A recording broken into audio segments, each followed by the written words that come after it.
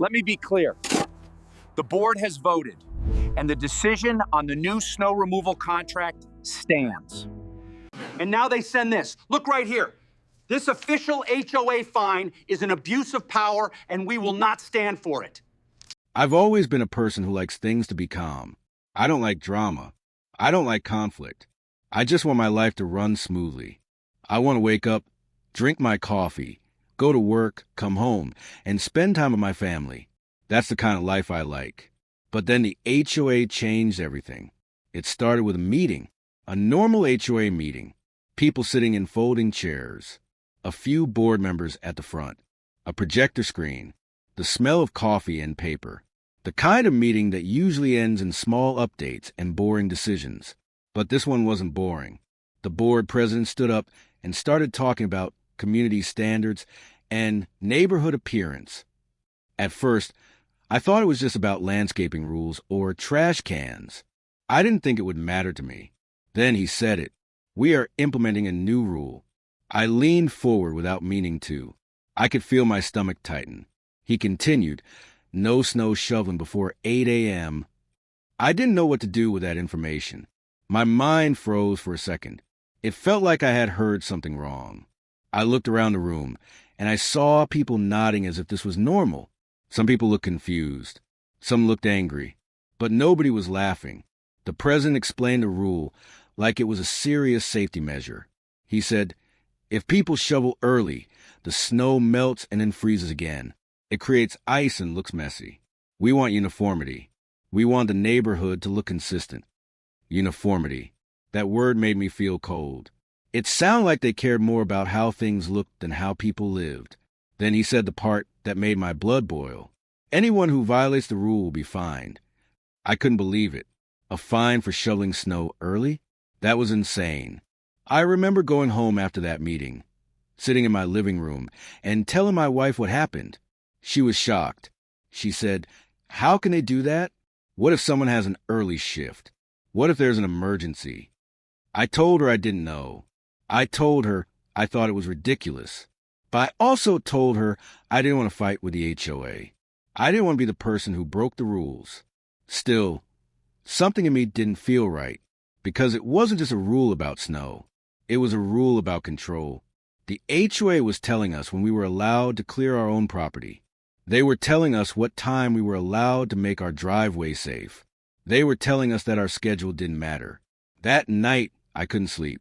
I kept thinking about what would happen when the next storm came. I kept imagining people stuck in their homes. I kept imagining emergency vehicles unable to reach someone in need. And then the storm arrived. It was heavy. It was one of those storms where the snow comes down fast and thick. Within a few hours, the neighborhood was covered in white. The access road that leads in and out of our community started to disappear under the snow. Cars were parked and buried. Sidewalks were gone. I looked out the window and felt my heart drop. It was 7:30 a.m. I checked the HOA notice again on my phone. The rule was still there. No shoveling before 8 a.m. My neighbor across the street was standing outside with a shovel in his hands. He was looking at the snow like it was a problem he couldn't solve. He saw me looking and shouted, "Are you going to shovel or what?" I didn't answer at first. I was thinking about the rule. I was thinking about the fine. I was thinking about the board. Then he said, "It's getting bad. We need to clear the road." I looked at him and said, "The HOA said we can't shovel until 8. He sighed and said, "Yeah, I know, but this is dangerous." I could see fear in his eyes. He wasn't worried about a fine. He was worried about the snow. I stood there for a moment, holding my coffee. I didn't know what to do. I wanted to follow the rule because I didn't want trouble, but I also didn't want my family to be trapped. I looked at the clock. It was 7:55 a.m. I thought, maybe I can wait 5 minutes. But the snow was already too deep. The road was already getting blocked. Then, at 8 a.m., I stepped outside with my shovel. I didn't shovel my driveway first. I went straight to the road. I started clearing snow from the access road. I knew it was dangerous to do it alone. I knew it was hard, but I also knew it needed to be done. The snow was heavy. Every shove felt like lifting a heavy weight. My arms burned. My back hurt. But I kept going. Then I saw them. The board members were standing at the entrance of the neighborhood. They were watching me like I was doing something wrong, like I was breaking the law. One of them walked over to me and said, "You know you're not supposed to do that." I looked at him and said, "It's past 8. He replied, "The rule is for everyone. You're not allowed to clear the road. HOA is responsible for that." I stared at him, "But the road is blocked." He said, "We have a contractor." I looked around at the snow and said, "Where's the contractor?" He didn't answer. He just stood there, looking annoyed. That's when I realized the truth. The HOA didn't plan for this. They didn't prepare. They didn't care. They were only interested in enforcing a rule. I continued shoveling. The board member watched me for a while, then walked away. I kept shoveling until the road was partially clear. Not perfect, but passable. Enough for a car to get through. I felt proud for a moment. I felt like I did the right thing. But then my neighbor across the street came out and looked at me angrily. He said, "Why are you doing this? You're going to get fined." I looked at him and said, "Let them fine me." He shook his head. "They'll fine everyone." I didn't understand. "How?" He said, "They can say you're causing a problem. They can say you're not following the rules. They can fine the entire neighborhood." That's when I realized the HOA was using fear, control us. They weren't just making rules. They were making us afraid to do what was right. And that scared me more than the snow. Because if they could control snow, they could control anything. After that day, I couldn't stop thinking about what happened. I kept replaying it in my head. The HOA rule. The board members watching me like I was a criminal. The way they acted like the road didn't matter. It wasn't just about snow anymore. It was about control. It was about power. And I realized something else. The HOA didn't care about the community. They cared about their authority. A week after the storm, I got a letter. I opened it with my heart racing. It was from the HOA. It said, "You have violated the snow removal rule. You have cleared the HOA access road without authorization. A fine will be issued." I read it again and again. My hands were shaking. I couldn't believe it. They were fining me for doing the right thing, for keeping people safe, for clearing a road that was blocking emergency vehicles, for making sure families could leave. I felt anger. I felt fear. I felt a heavy weight in my chest. I went to the HOA office. I wanted to talk to them. I wanted to understand how they could do this. I stood at the front desk and asked to speak to the board president. The receptionist looked at me like I was causing trouble. She said, "He's busy." I said, "I need to speak to him. It's urgent." She sighed and said, "You can leave a message." I felt my anger rising. I wanted to scream, but I didn't. I kept my voice calm. I said, "Tell him I will not pay a fine for saving the neighborhood." She didn't respond. She just took the letter and walked away. I left the office, and I felt something change inside me. That day, I realized I was not the only one who was scared. Everyone in the neighborhood was scared. They were scared of the HOA. They were scared of the fines. They were scared of being punished. And that fear was exactly what the HOA wanted. The next few days, I started talking to neighbors. I started asking them how they felt. Most of them said they were afraid to speak up. They said they didn't want to be targeted. They didn't want to be the problem neighbor. They didn't want to be the person who got the attention of the board. One neighbor said, "They already fined my son for parking on the wrong side of the street." Another neighbor said, "They fined me for having a broken gutter." Another said, "They fined my wife for leaving a trash bin out 1 hour too long."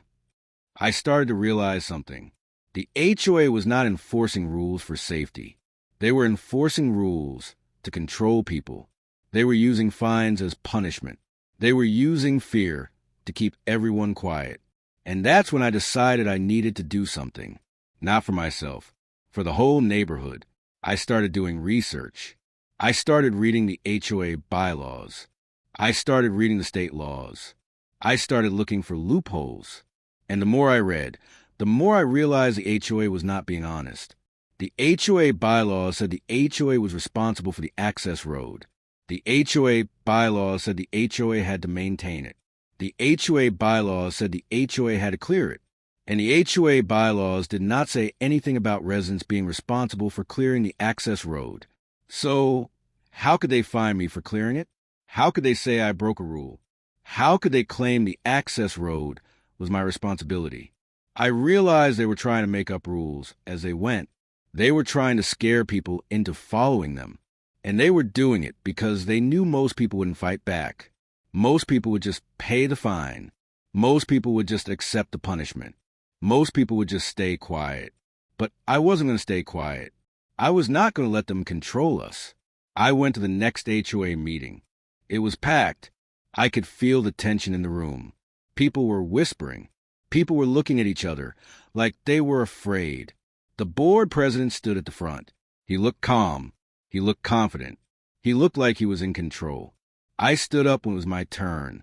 I said, I want to talk about the snow rule. The room went quiet. The board president looked at me like I was a problem. He said, you can speak after the meeting. I said, no, I want to speak now. He frowned. He said, you're out of order. I said, I'm not out of order. I'm a homeowner. I have the right to speak. He said, you're being disruptive. I said, I'm not being disruptive. I'm being honest. The room was silent. Everyone was watching. I felt my heart pounding. I felt the fear rising again. But I kept going. I said, you fine me for clearing the access road. You fine me for keeping the community safe. That is wrong. The board president said, you violated the rule. I said, the rule says no shoveling before 8 a.m. I followed that rule. I waited. And then I cleared the road because it was blocked. The access road is the HOA's responsibility, not mine. The board president looked at me and said, the HOA has the right to enforce rules. I said, you have the right to enforce rules, but you don't have the right to punish people for doing what is right. I could see the board members shifting in their seats. I could see their faces change. I could see the anger in their eyes. And then something happened. Someone else stood up. A woman in the back stood up and said, he's right. Another person said, I'm tired of being scared. Another person said, I'm tired of the fines. The room started to change. People started speaking. People started sharing their stories. People started admitting they were scared. People started saying they wanted to fight back. The board president tried to interrupt. He tried to shut the meeting down. But it was too late. The community had woken up. They had realized they were not alone. They had realized they had power. And that power scared the board. After the meeting, I was approached by several neighbors. They thanked me. They said they wanted to join me. They said they wanted to challenge the HOA. They said they wanted to stop being controlled. We started planning. We started talking about legal action. We started talking about contacting a lawyer. We started talking about challenging the fines. We started talking about forcing the HOA to follow their own bylaws. And we started talking about making the HOA pay for the access road. Because the HOA had failed. They had failed to keep the road clear. They had failed to keep people safe. They had failed to protect the community. And they had tried to punish us for their failure. That was the moment I realized something important. This wasn't just about snow. This was about justice. This was about standing up. This was about refusing to be controlled. This was about refusing to let fear win. And it was about proving that the HOA could not use rules as a weapon. We were not going to be their victims. We were going to be their challenge. After that meeting, everything changed. It felt like the neighborhood had been asleep for a long time. And finally, we were waking up. People started talking more. People started sharing their stories. People started looking at the HOA differently.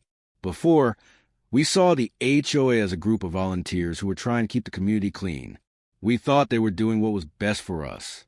But now we realize something else. We realized they were not there for us. They were there for themselves.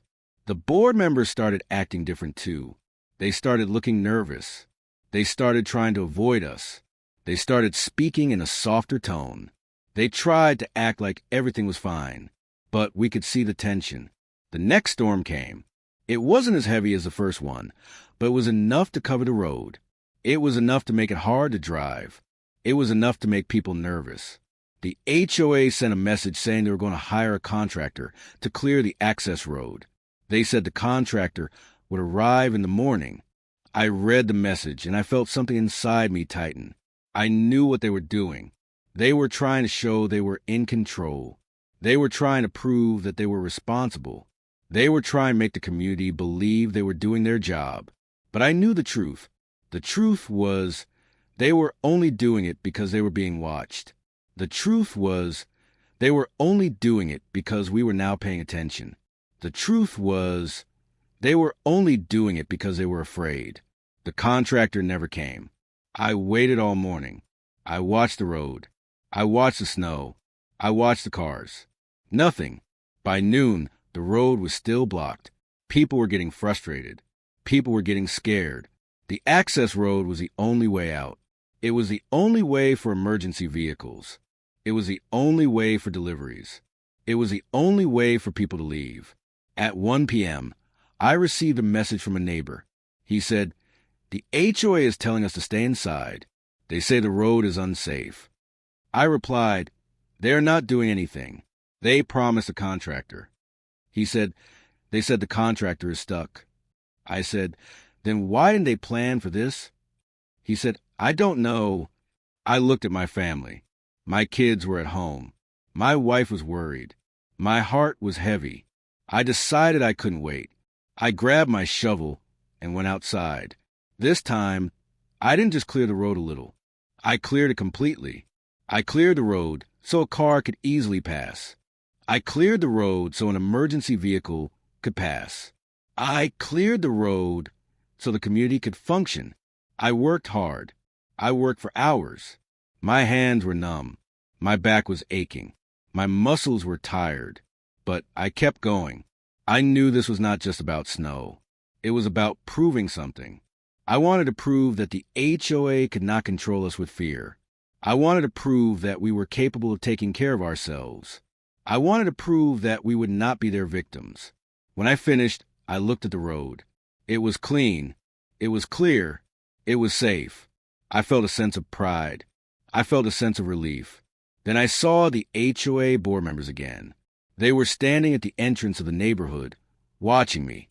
They looked angry. They looked like they were trying to hide their frustration. One of them walked up to me and said, "You are not allowed to do that." I looked at him and said, "I am allowed to do it. I cleared the road after 8. The road is our access. The HOA is responsible for it. You are not doing your job." He said, "You are causing trouble." I said, "No, you are causing trouble." He said, "We will fine you again." I said, "Fine me. I will fight it." He looked at me and said, "You are risking your property." I said, "My property is already at risk. You are putting us at risk." He didn't say anything else. He just walked away. After that day, I knew something was going to happen. I knew the HOA would not let this go. I knew they would try to make an example out of me, and I knew I had to be ready. A few days later, I received another letter. This time it was worse. They were not only fining me, they were threatening legal action. They were threatening to put a lien on my property. They were threatening to make my life difficult. I read the letter and felt a cold wave run through my body. I felt my stomach drop. I felt like the ground had disappeared under my feet. I sat down on my couch. I stared at the letter. I couldn't believe it. I thought, this is insane. This is not right. I called my wife. I told her what happened. She was quiet for a moment. Then she said, "We need to fight." I said, "I don't know if we can." She said, "We have to try. We can't let them control us." That night we talked. We talked about our options. We talked about the risk. We talked about the cost. We talked about the stress. We talked about everything, and we decided to fight. We found a lawyer who specialized in HOA cases. We explained the situation. We showed him the bylaws. We showed him the letters. We showed him the rules. The lawyer looked at everything and said, "You have a strong case." He said, "The HOA is overstepping. They are abusing their power. They're using fines as punishment. They are not following their own rules. He said, if they take you to court, we can fight them. He said, and if they try to place a lien, we can challenge it. I felt a sense of hope for the first time in weeks. I felt like we were not alone. I felt like we had a chance. But I also knew it would not be easy. The HOA had money. They had resources. They had a network of people. We had fear. We had stress. We had a family to protect. We had a life. But we also had the truth. And that truth was powerful. The next HOA meeting was coming. The board members were going to be there. The community was going to be there. And I knew the tension would be high. I knew this was going to be a turning point. I knew this was going to be the moment where we either win or lose. And I knew that whatever happened, we were no longer the quiet people who just followed rules. We were now the people who were standing up. We were now the people who were refusing to be controlled. We were now the people who were ready for justice. The day of the next HOA meeting came faster than I expected. I remember waking up early that morning with a heavy feeling in my chest. I didn't want to go. I didn't want to be in a room full of people who were already angry at me. I didn't want to be the center of attention. But I knew I had to go. I had to go because this was bigger than me. This was about the whole neighborhood. This was about whether we would allow the HOA to control us. I got ready, and my wife looked at me with tired eyes. She said, "You don't have to go alone." I said, "I know, but I need to do this." She hugged me and said, "Just be careful." I nodded. When I arrived at the community center, I could feel the tension in the air. People were standing in small groups, whispering. Some looked angry. Some looked scared. Some looked tired. The board members arrived last. They walked in like they owned the room. They sat at the front table, smiling like everything was fine. But I could see their eyes. Their eyes were cold. Their eyes were hard. They were trying to act confident, but I could tell they were nervous. The meeting began. The board president started talking about routine things. The budget, the landscaping, the pool schedule, the usual topics. Then he paused. He looked at the room. He said, "Before we continue, we need to address the snow rule issue." I felt my heart race. He continued, "We have received complaints about residents violating the snow rule.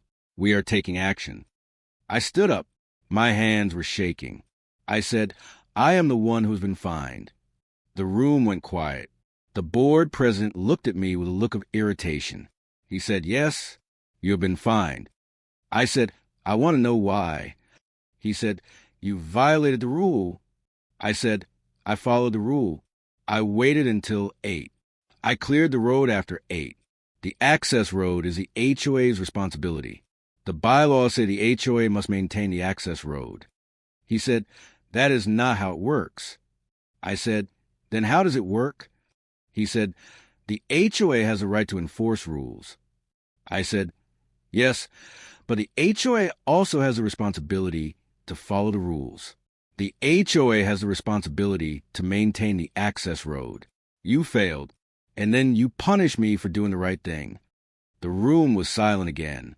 I could see the faces of the neighbors. Some were looking at me with support. Some were looking at me with fear. Some were looking at me with anger. I continued, "You told us you would hire a contractor. You promised. The contractor never came. The road stayed blocked. People were trapped. You didn't care. And then you fined me." The board president stood up. He said, "You are being disrespectful." I said, "I am being honest." He said, "We are trying to keep the neighborhood safe." I said, "You're trying to keep the neighborhood under your control." The room became louder. People started talking. People started shouting. The board president tried to calm everyone down, but the energy in the room was too strong. Then one neighbor stood up. He said, "I'm tired of being scared." Another neighbor said, "I'm tired of fines." Another neighbor said, "I'm tired of being treated like we are children." The room erupted. People were shouting. People were angry. People were upset. The board president tried to regain control. He said, "This meeting will not turn into a fight." But it already had. People were standing up. People were speaking. People were sharing their stories. People were admitting how scared they were. People were admitting how angry they were. I looked around the room and saw something I had never seen before. I saw unity. I saw people who were no longer afraid. I saw people who were ready to fight back. The board president looked at me and said, "You are causing trouble." I said, "No, you are causing trouble." He said, "We will take legal action." I said, "You already threatened legal action." He said, "We will do it." I said, "Then do it. I am ready." The room grew quiet again. I could feel the eyes on me. I could feel the weight of the moment. I could feel the fear. But I also felt something else. I felt strength. I felt courage. I felt hope. Because for the first time, I realized that I wasn't alone. I realized that the community was with me.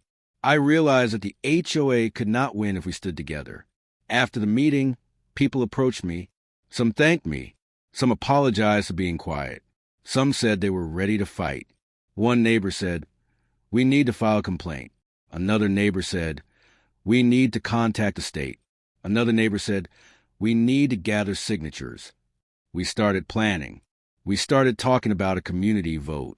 We started talking about removing the board. We started talking about taking control of our neighborhood. And the HOA board realized this. The board started acting different. They started sending messages. They started trying to calm people down. They started making promises. They sent a message saying, "We are working on a solution." They sent a message saying, "We will improve communication." They sent a message saying, "We will hire a contractor for snow removal." But we knew the truth. We knew they were trying to save themselves. We knew they were trying to keep control. We knew they were trying to stop the community from organizing. We knew they were trying to avoid consequences. We also knew something else. They were scared. They were scared because they realized the community had power. They realized they could be removed. They realized they could be exposed. They realized their rules were not absolute, and that scared them. The next week, the HOA sent another letter. This one was different. It said they were dropping the fine. They were removing the penalty. They were apologizing for the misunderstanding. I read the letter twice. I couldn't believe it. I felt a mixture of relief and anger. Relief because the fine was dropped. Anger because they were trying to act like they had done nothing wrong. But I also knew something else. I knew the letter was a sign of weakness. It was a sign that we had won. It was a sign that the community had power. It was a sign that the HOA couldn't control us anymore. But the fight wasn't over. The HOA still had power. They still had control. They still had money. They still had resources. They still had the ability to make life difficult. And I knew we had to keep fighting. We had to keep pushing. We had to keep organizing. We had to keep standing up. Because the moment we stopped, they would come back. They would try again. They would try to control us again. And I couldn't allow that. Not for my family. Not for my neighbors. Not for our future. So we kept fighting. We kept planning. We kept organizing. We kept standing together. And every time the HOA tried to push us down, we stood stronger. Every time they tried to scare us, we stood taller. Every time they tried to control us, we refused. And the neighborhood changed. The neighborhood became stronger. The neighborhood became united. The neighborhood became a community again. A real community. One that didn't follow rules blindly. One that didn't live in fear. One that didn't allow power to control them. And even though the snow was gone, the lesson stayed. The lesson was simple. When people stand together, no one can control them. No matter how many rules they make. No matter how many fines they issue. No matter how much power they have. The people always have the final say. After the HOA dropped the fine, I thought the worst was over. I thought the conflict was done. I thought we could go back to our lives. But I was wrong. The HOA didn't just give up because they realized they were wrong. They gave up because they were scared. And when people are scared, they don't always stop. They start planning. They start waiting for the right moment. I could feel it. I could feel the tension in the air. I could feel the silence. The neighborhood was quiet. Too quiet. And then the next message came. The HOA sent a letter that said they were changing the rules again. This time, they were not just changing the snow rule. They were changing the entire system. They said they were going to implement a new policy that would allow them to fine residents for any unsafe behavior on the roads. They said they would have the right to decide what was safe and what was not. That letter made my blood run cold, because it meant they were not giving up. They were trying to regain control. They were trying to create a new rule that would allow them to punish anyone who opposed them. They were trying to create a system where they could control everything. I knew we had to act fast. We couldn't wait. We couldn't be quiet. We had to stop them before they took more power. So we organized again. We gathered neighbors. We held meetings in people's garages. We held meetings in basements. We held meetings in living rooms. We talked about the new rule. We talked about the danger. We talked about how it would give the HOA unlimited power. We talked about how it would allow them to fine anyone for anything. We talked about how it would allow them to control people's lives. We talked about how it would make the neighborhood a place where people were afraid. And we decided we would not allow it. We started a petition. We gathered signatures. We spoke to every neighbor. We told them what the rule meant. We told them how it would affect them. We told them how it would affect their freedom. We told them how it would affect their children. We told them how it would affect the community. And people started signing. People started agreeing. People started standing up. It was a slow process, but it was real. It was not a fight. It was not a battle. It was a movement, and it was growing. The HOA noticed. They started sending messages again. They started trying to calm people down. They started trying to convince us the rule was necessary. They started saying it was for safety. They started saying it was for our benefit. But we knew the truth. We knew it was about control. We knew it was about power. We knew it was about punishment. We knew it was about fear. One day, I received a call from the HOA president. He sounded calm, but I could hear the tension in his voice. He said, "We want to talk." I said, "About what?" He said, "We want to discuss a petition." I said, "I don't want to discuss it. We are not going to accept the new rule." He said, "We can work this out." I said, "No, you are trying to take away our rights." He said, "We are trying to protect the neighborhood." I said, "You are trying to control the neighborhood." He paused. Then he said, "You need to understand something. We have the power." I said, "No, we have the power." He said, "You don't understand how HOA works." I said, "I understand it perfectly. You cannot change the rules to punish people. You cannot create a rule that gives you unlimited power. You cannot use fear to control people." He said, "We will see." And then he hung up. That call made me angry. It made me determined. It made me realize they were not going to stop. They were going to keep pushing. They were going to keep testing us. They were going to keep trying to control us. So we kept fighting. We kept organizing. We kept pushing. We kept gathering signatures. We kept talking to neighbors. We kept spreading the truth. And the truth was spreading. People were starting to see the HOA for what it was. People were starting to realize they were not there to help. People were starting to realize they were there to control. The community was becoming more united. People were talking more. People were sharing more. People were supporting each other more. The neighborhood was becoming stronger. But the HOA was not giving up. They started targeting people. They started targeting the neighbors who were most active. They started sending letters. They started threatening fines. They started trying to scare people. They started trying to make examples. One neighbor received a letter saying he was being fined for disrupting the community. Another neighbor received a letter saying she was being fined for spreading false information. Another neighbor received a letter saying he was being fined for creating fear. It was ridiculous. It was insane. It was a misuse of power. And it made people scared.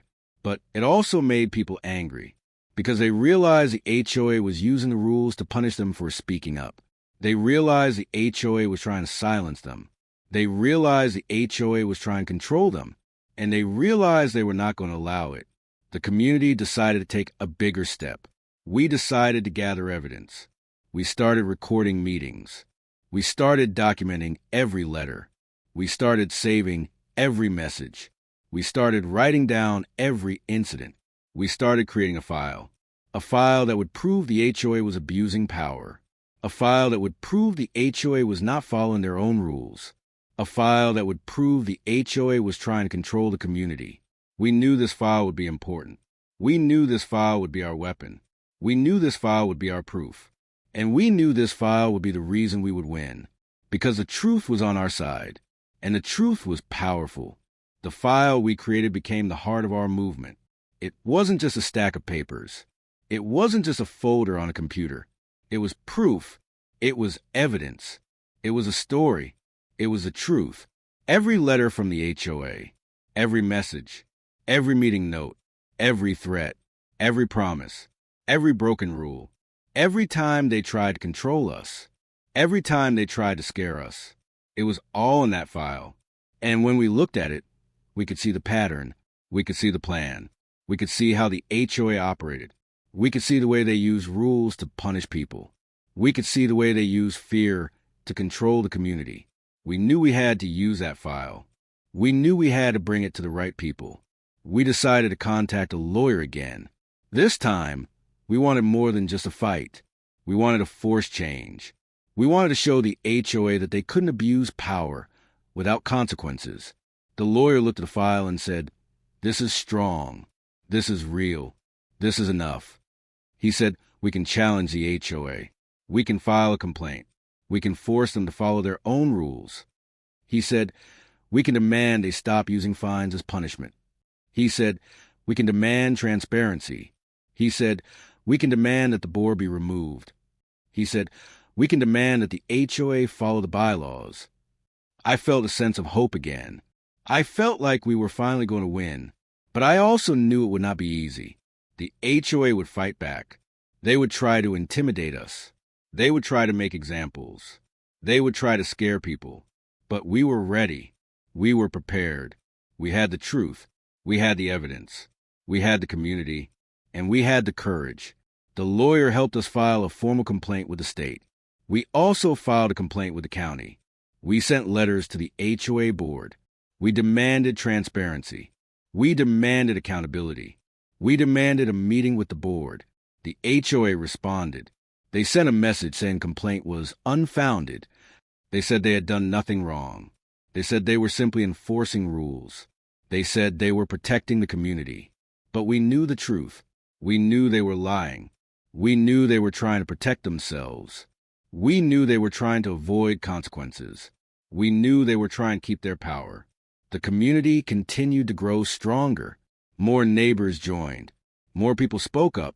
More people signed the petition. More people shared their stories. The HOA started to feel pressure. They started to act differently. They started to avoid meetings. They started to send fewer messages. They started to become quiet. They realized they were losing control.